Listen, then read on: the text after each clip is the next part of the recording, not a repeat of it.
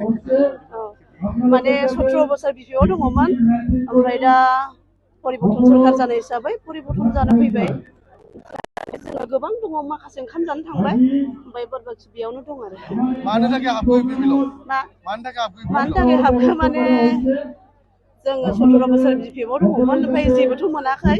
ओमफ्राय जोङो बिदिनो प्रमद बर' सरकार फैनाय लगे लगे जोङो एसे एनै आसनिफोरखौ मोनबाय बेनि थाखायनो जोङो गोजोननाय मोनदों ओमफ्राय बेनि थाखायनो जोङो गोसोआ परिबर्तन जानानै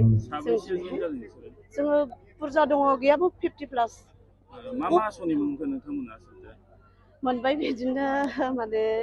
अनसाय बिथांखि आरो बिदिनो दा सेल्फ हेल्प ग्रुपनि जिनाखि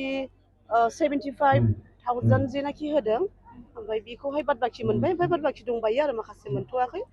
ओमफ्राय आरो मोननो गोनां दंबायो बेखौ आसा खालामदों आरो जों मोनगोन होननानै इउपिपिएलआव जयनिं जाबाय माबायदि मावलांनो सानदों माबायदि बिदिनो ज' जेनेबा मोजाङैहाय जोङो जेनेबा ज' बिदिनो ओंखारनानै मावलांसै जा हायो